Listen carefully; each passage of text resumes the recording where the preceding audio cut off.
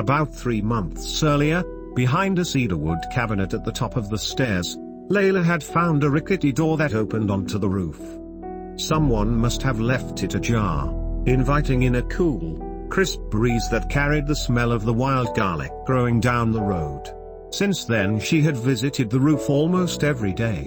Whenever she looked out upon the sprawling town and pricked her ears to catch the cry of a booted eagle soaring over the great glittering lake in the distance, or the honking of flamingos searching the shallows for food, or the chirping of swallows as they darted between the alders, she felt certain that, if only she tried, she, too, could fly. What would it take to grow wings and glide through the skies, carefree and light? The area was inhabited by herons, egrets, white-headed ducks, black-winged stilts, crimson-winged finches, reed warblers, white-throated kingfishers, and swampfins, which the locals called the sultanas.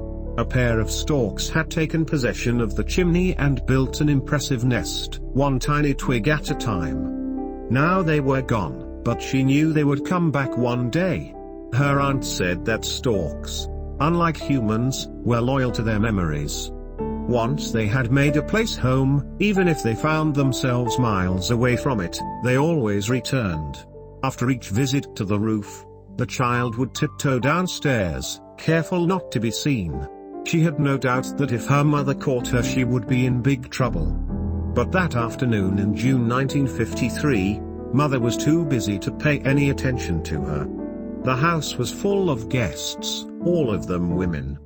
This happened without fail twice a month, on the day of Quran reading, and on the day of leg waxing.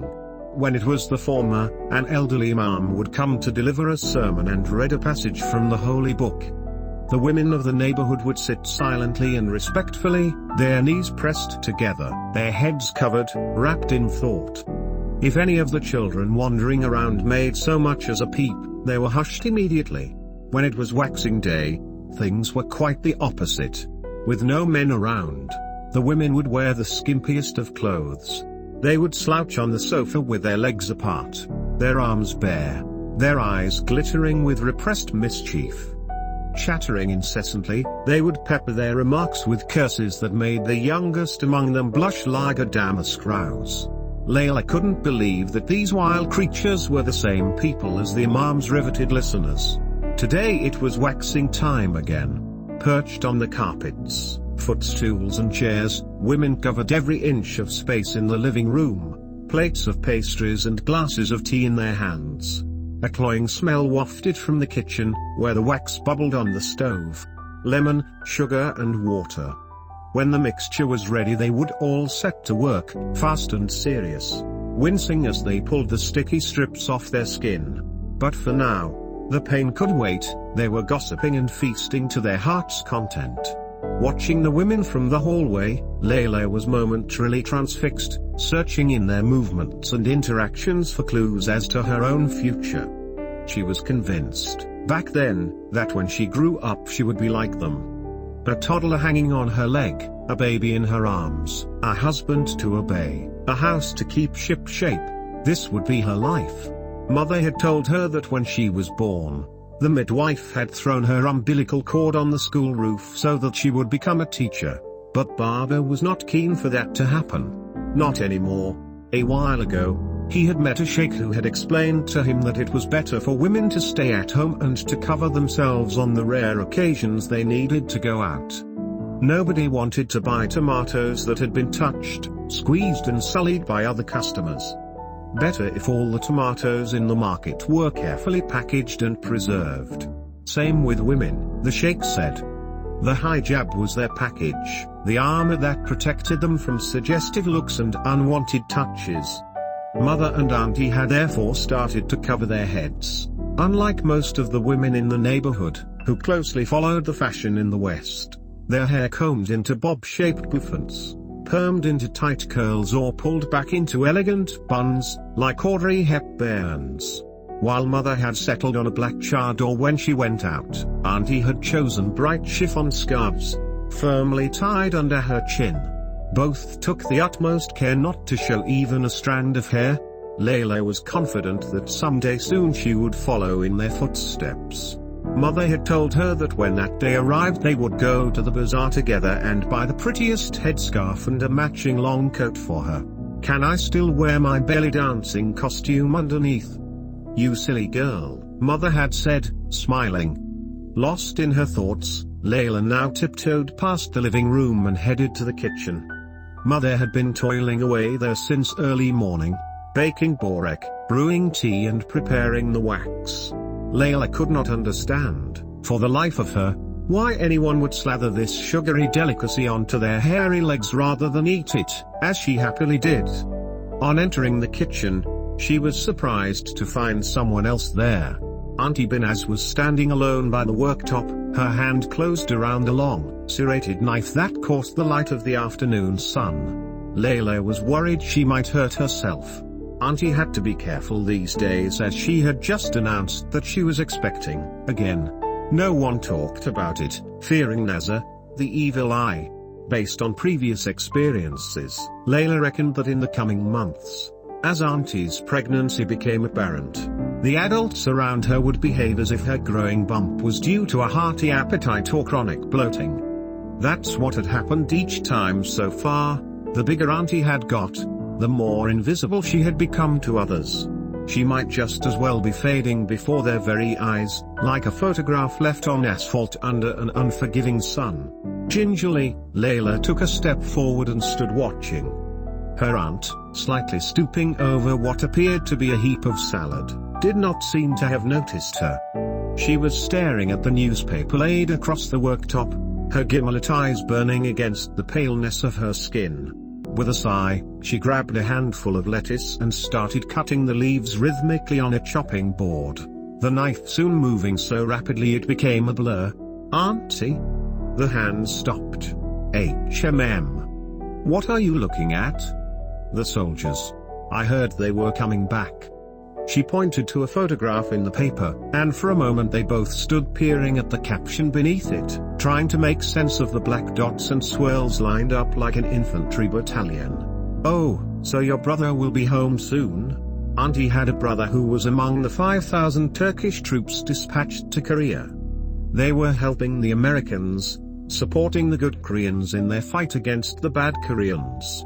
Given that the Turkish soldiers spoke neither English nor Korean, and the American soldiers were probably equally ignorant of anything but their own language, how on earth, the child wondered, did they communicate, all these men with their rifles and pistols, and if they could not communicate, how did they manage to understand each other? But this was not the right moment to raise the question. Instead, she beamed a broad smile. You must be excited. Auntie's face closed. Why should I? Who knows when I will see him again, if ever. It's been so long. My parents, brothers and sisters, I haven't seen any of them. They have no money for travel and I cannot go to them. I miss my family. Layla didn't know how to respond. She had always assumed that they were Auntie's family. Being the accommodating child that she was, she found it wiser to change the subject. Are you preparing food for the guests? Even as she spoke, Layla studied the shredded lettuce piled up on the chopping board. Among the ribbons of green she noticed something that made her gasp, pink earthworms. Some cut into pieces, others still wriggling. What is that? It's for the babies. They love it. Babies? Layla felt her stomach sink. Clearly Mother had been right all along. Auntie was sick in the head. The child's eyes slid down to the floor. She saw that Auntie wasn't wearing any shoes, that the soles of her feet were cracked and hard around the edges, as though she had trudged miles to get here. Layla lingered on that thought. Maybe Auntie was a sleepwalker, disappearing into the rustling darkness each night before rushing back home at dawn, her breath clouding in the chill air. Maybe she slunk past the garden gate, climbed up the drain pipe, jumped over the balcony rail and sneaked into her bedroom, her eyes remaining closed all the while. What if one day she couldn't remember the way back? If Auntie was in the habit of roaming the streets in her sleep, Baba would know about it. Sadly, Layla couldn't ask him. It would be one of the many subjects that were off limits. It troubled the child that while she and her mother slept in the same room, Her father stayed with her aunt in another room upstairs. When she inquired about why that was, Mother had said that Auntie was scared to be alone because she fought demons in her sleep. "Are you going to eat it?" Layla asked. "It'll make you feel poorly." "Me, no. It's for the babies. I told you." The look Binaz gave the child was as unexpected as a ladybird landing on her finger, and just as gentle. "Haven't you seen them? Up on the roof. I thought you were there all the time." Layla raised her eyebrows in surprise. She had never suspected that her aunt might be visiting her secret place. Even so, she wasn't worried. There was something ghost-like about Auntie. She didn't take possession of things, but merely floated through them. In any case, the child was sure there were no babies up there on the roof. "You don't believe me, do you? You think I'm crazy?" "Everyone thinks I'm crazy." There was such hurt in the woman's voice, such sadness pooling in her beautiful eyes, that, for a moment, Layla was taken aback. Ashamed of her thoughts, she tried to make it up to her. "That's not true. I always believe you." "You sure? It's a serious thing to believe in someone. You can't just say it like that. If you really mean it, you have to support them no matter what. Even when other people say awful things about that person. Are you capable of doing that?" The child nodded, happy to accept the challenge. Pleased, Auntie smiled. "Then I'll let you into a secret, a big one. Do you promise not to tell anyone?" "I promise," Layla said instantly. "Suzanne is not your mother." Layla's eyes grew. "Do you want to know who your real mother is?" Silence. "I am the one who gave birth to you." It was a cold day, but a man was selling sweet apricots on the street. Weird, eh? "If they find out that I've told you, they'll send me back to the village, or maybe they'll lock me up in a mental hospital, and we'll never see each other again. Do you understand?" The child nodded, her face inert. "Good. Then keep your lips sealed." Auntie went back to work, humming to herself. The bubbling of the cauldron, the chit-chat of the women in the living room, the clinking of the teaspoons against the glasses. Even the ram in the garden seemed eager to join the chorus, bleating a tune of his own. "I've an idea," said Auntie Binaz all of a sudden. "Next time we have guests over, let's put worms in their wax. Imagine all these women running from the house half naked, worms clinging to their legs." She was laughing so hard there were tears in her eyes.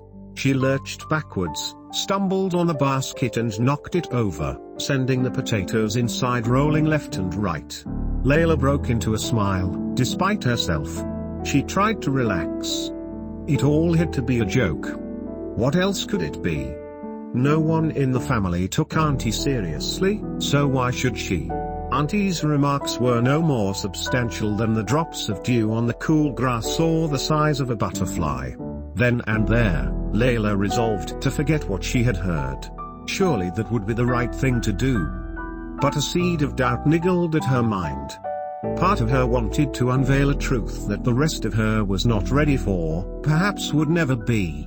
She couldn't help sensing that something remained unresolved between them, like a muddled message on a poorly transmitted radio wave, strings of words that, though conveyed, could not be formed into anything coherent.